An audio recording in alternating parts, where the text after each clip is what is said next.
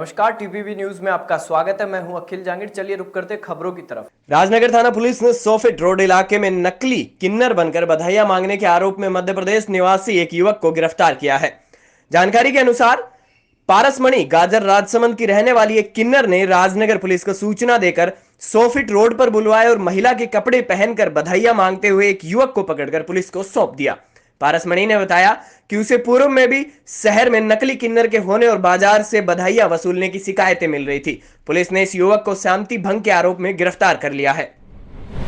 अनूपगढ़ की ग्राम पंचायत कमरपुरा में पीड़ित प्रमोद पुनिया और उनके परिवार का कहना है कि वार्ड नंबर 3 में पीडब्ल्यूडी विभाग द्वारा बनाई जा रही सड़क पूर्व से पश्चिम की ओर है। यह सड़क बनने वाली थी, लेकिन राजनीतिक दबाव के चलते उत्तर से दक्षिण की ओर बना दी गई, जिसमें राजनीतिक दबाव के चलते करीबन 200 मीटर एक अति महत्वपूर्ण भाग क्षेत्र को छोड़ दिया गया, जिसके चलते ग्रामीणों में प्रशासन और सरकार के प्रति भारी आक्रोश व्याप्त है। पीड़ित परिवार ने न्याय के लिए सरकार और प्रशासन को पत्र भेजकर सरपंच और विकास अधिकारी और ग्राम विकास अधिकारी के खिलाफ कार्यवाही कर सही सड़क निर्माण कार्य करवाने की मांग की है। सरपंच से पूछा कि ये रोड कब बनेगी? आगे नहीं पूछा। अच्छा, सरपंच ने कोई एक्शन लिया कि ये रोड बननी चाहिए या नहीं बननी चाहिए? वो तो कह रहा था भी बनाएंगे, पता नहीं कब बनाएंगे। अच्छा, वो कह रहा है बनाएंगे, पता नहीं कब बनाएंगे। अच्छा, ये 60 पाउंडा टोटा है मेरे को, यानी 20 पाउंडा है, क्योंकि रूल के आधार पर तो है मेन पत्थर तक। ठीक है, ये 60 पाउंडा कोई राजनीतिक दबाव है या कोई रिश्तेदारी का या बोर्ड का लेवल है या कोई किसी का MP MLA का दबाव है? क्या दबाव है किसी का? तो जब 20-30 फुट आगे बनाइए। राजनगर थाना पुलिस ने फर्जी फार्म भरकर लोगों से सामान मंगवाने और बाद में रकम देने से इनकार कर धोखाधड़ी के आरोप में पुलिस ने सातिर अपराधी को गिरफ्तार किया है। राजनगर थाना अधिकारी डॉक्टर हनुमंत सिंह ने बताया कि थाने पर दर्ज मामले में अनुसंधान किया गया तो सामने आया कि गुजरात के पाटन का रहने वाला मितुल कुमार राजसमंद के एक व्यापारी से बड़ी पार्टी होने का झांसा देकर 68 कूलर और 5 AC मंगवाए गए। उसके बाद भुगतान देने के नाम पर कभी कुरियर कभी छुट्टी और ढूंढने पर लापता मिला। इस पर पुलिस ने मामला दर्ज कर आरोपी को गिरफ्तार किया है। सिरोही जिले में कोरोना संक्रमण के बढ़ते प्रभाव की रोकथाम और लोगों को जागरूक करने के लिए आज मंडार में नायब तहसीलदार और थानाधिकारी अशोक सिंह और पुलिस जवानों ने कस्बे में पैदल मार्च निकाला। पैदल मार्च थाना परिसर से शुरू होकर कस्बे के मुख्य बाजारों से निकाले गए। इस पैदल मार्च के दौरान थाना अधिकारी अशोक सिंह और पुलिस के जवानों ने आमजन को मास्क लगाने और सोशल डिस्टेंसिंग की पालना करने के लिए समझाइश की। पाटोदा कस्बे में रविवार को ठाकुर मंदिर स्थापना दिवस पर 360 साल में पहली बार 56 भोग लगाया गया। पूर्व संध्या पर मंदिर को दुल्हन की तरह सजाया गया। यह आयोजन ग्रामीणों की ओर से किया गया था। ठाकुर जी मंदिर को अनेक रंगों से उनका श्रृंगार कर भोग लगाया गया। सुबह मंदिर के कपाट खोलने पर श्रद्धालुओं ने श्री ठाकुर जी की अनुपम छवि के दर्शन किए। ठाकुर जी की दोपहर को महाआरती के बाद श्रद्धालुओं ने 56 भोग का प्रसाद वितरित किया गया। प्रहलाद पुजारी अठांगो पाटोदा धाम मतलब ठाकुर जी के मंदिर को पीठाधीश प्रहलाद पुजारी। वो मंदिर पुराणो है, 350 साल पुराणो। माता चंपाव जी के हाथ से नीम लागेड़ी है की, और मैं पूरा परिवार पुजारी अठे। हाँ, और आज भगवान के 56 भोग लगा रहे हैं। जीवन में पहली बार हो भगवान के 56 भोग लागे। जय श्री ठाकुर जी महाराज जी। आज रविवार दिनांक 8 जनवरी 2022 को ठाकुर जी महाराज के प्रांगण में पीठाधीश श्रीमान बालाजी पुजारी एवं हम सभी समस्त पुजारी परिवार एवं समस्त ग्रामवासियों की ओर से ठाकुर जी महाराज के प्रांगण में 56 भोग का आयोजन किया गया। बांसवाड़ा जिले के गढ़ी विधानसभा क्षेत्र के गढ़ी प्रतापुर डूंगरपुर जाने वाला 4 किलोमीटर मार्ग पिछले 17 सालों से अपनी बदहाली पर आंसू बहा रहा है। 4 किलोमीटर लंबी सड़क पर 4000 से ज्यादा गड्ढे और अब तक सैकड़ों हादसे हो चुके हैं। कई लोग इस रोड में हादसे के शिकार हुए, उन्होंने अपने प्राण त्याग दिए और इस रोड को बनाने के लिए ना जाने अब तक कितनी बार ज्ञापन दिए जा चुके हैं, लेकिन ना ही तो अधिकारियों का रवैया बदला, ना ही बदला यहां का जनप्रतिनिधियों का रवैया। लेकिन अब गांव की जनता ने भी ठान लिया है कि शनिवार को सर्व समाज की ओर से SDM को ज्ञापन सौंपकर चेताया गया है कि अगर इस रोड का निर्माण नहीं होता है तो वह सोमवार को अपने प्रतिष्ठान बंद रखकर अपना आक्रोश जताएंगे।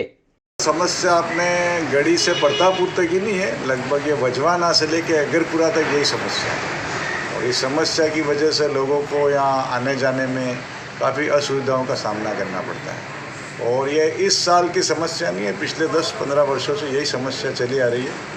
इसके बारे में यहाँ से MLA साहब की भी गाड़ी निकलती है, प्रधान जी की भी निकलती है, जिला प्रमुख, सांसद, बड़े बड़े अधिकारी सब निकलते हैं, लेकिन शायद किसी को इसकी कोई पड़ी ही नहीं है।